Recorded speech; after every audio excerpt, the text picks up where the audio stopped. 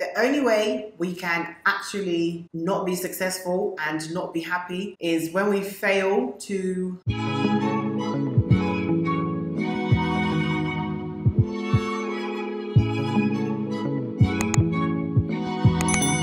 Hey ladies, welcome back to my channel. My name is Shamiso Miranda and this channel is all things personal growth and lifestyle design.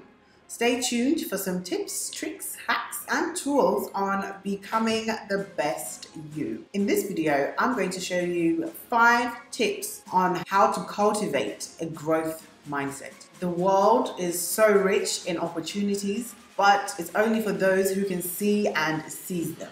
Success requires that we engage in the process of personal growth. It can be incredibly hard to remain forever open to changing direction and being wrong. It's also overly natural to become attached to the things that we can do, the things that we like, and to stay in our comfort zones. To develop a growth mindset, we must train our minds not to view deficit as deficiency in our ability, but to rather view as a deficiency in our own learning experiences. Since we're all capable of learning, it's easy to fulfill these two constructs. The only way we can actually not be successful and not be happy is when we fail to open our minds. If we choose to have a closed mind and we refuse to learn and to grow and to develop, that's the only way we can truly not succeed and not be happy.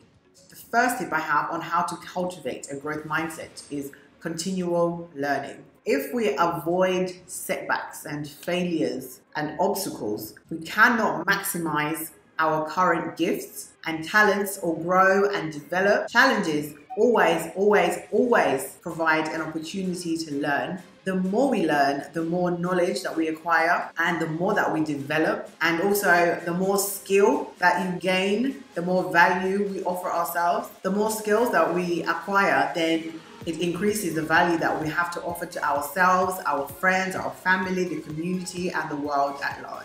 The willingness to learn and to want to grow and develop and expand puts us in a place of increasing our knowledge and emotional well-being. New ideas and new solutions are some of the primary ways of adding value and increasing our success and happiness. As I have always said, I absolutely love books, podcasts, Audible, documentaries, online courses. These are some of the resources that we have available to us now to keep learning new things and growing and developing. The second tip that I have is perseverance. Now, when we are trying to create a growth mindset, perseverance is so much important, because feelings of frustrations can make you quit before you've even really tried or before you've really even got into the swing of things. And we have to train our minds not to focus on what is happening to us, but what happens for us.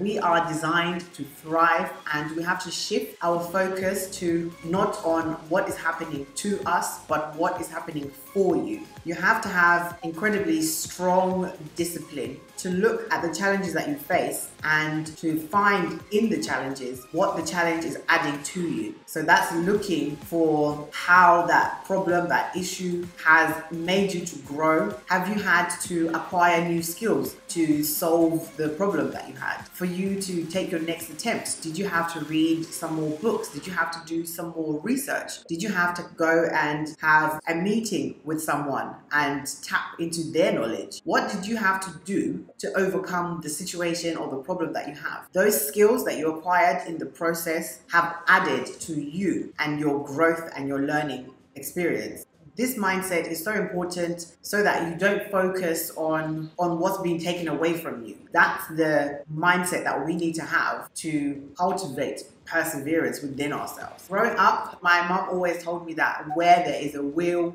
there is a way. You can't just easily just give up. And she will go further and say that The people that are doing that thing that you want to do, they do not have two heads. The one head that they have, you have it too. So you have to figure it out. You can't quit. So I tried this journey, I tried this route, I tried this ingredients, I've tried this format, and it's not working. So look for how you can tweak what you currently have based on the knowledge and the research and the project that you have done. Look for how you can tweak it to make it better, to improve, to change, find out what's working, what's not working.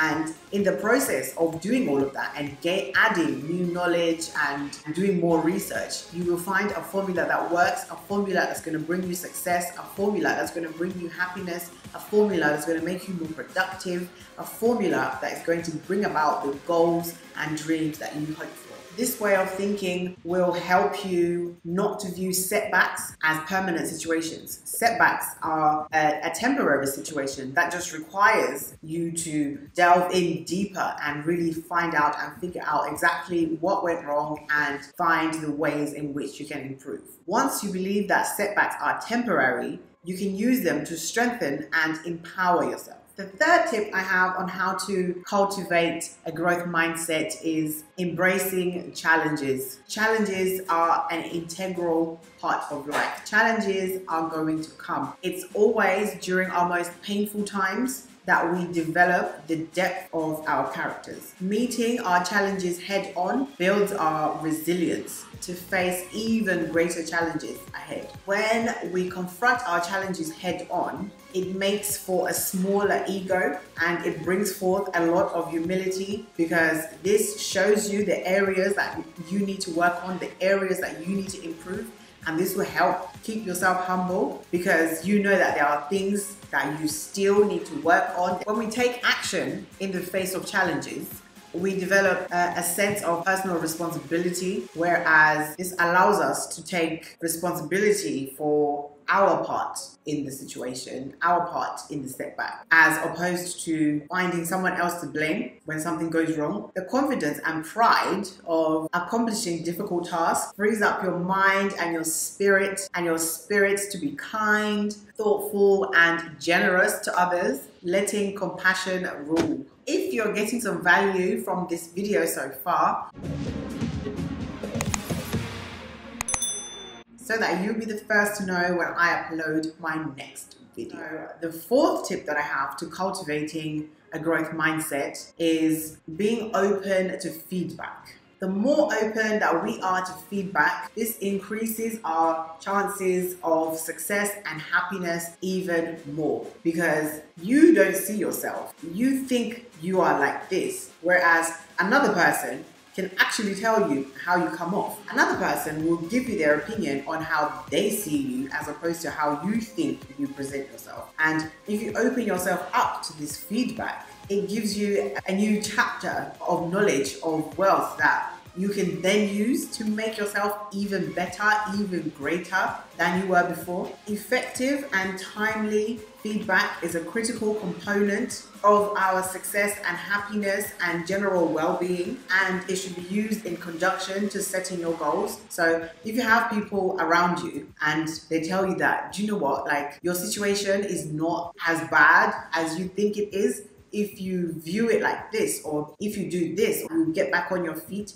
If you take this information on board and you take it in, it will help you to improve your mood, to improve your situation, to improve your state of mind by opening yourself up to accept feedback from others, because some people have more experience at some things than you. They can use their knowledge and their experience to give you a tip or a hack or a tool that can be really valuable to you and your situation, but you can only receive that information if you open yourself up to receiving feedback from others. This type of feedback helps us to determine when we need to improve and the areas that we are doing things well. People around you will tell you that, wow, this project that you did is absolutely fantastic. That business that you set up is incredible. They love the idea. Where did you get the inspiration from? How did you set it up? How did you go about it? These are feedbacks that you will hear from people around you if you put yourself in a position to receive advices and their experiences and their criticisms.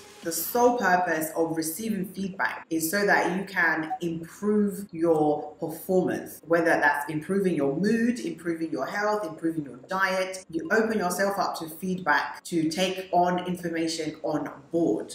You get to find out what's working for you, what's not working for you, what could be better, what could be an alternative. When we refuse feedback, we are communicating that we are not open or are willing to learn, to grow, to develop or change, or we're not ready to accept that we could actually be wrong in some situations. In order for you to become the success and the best you have to work on adopting the mindset of allowing feedback, hearing what other people think about what you're doing, how other people think you could do it to make it better. When you bring in other people's input, it will help to improve your vision, your journey, and in some cases, it can actually make your process easier or quicker, because they might have added their 10 years of knowledge or their 10 years of experience that you didn't currently have, and you can use their information to accelerate your process. The fifth tip that I have on cultivating a growth mindset is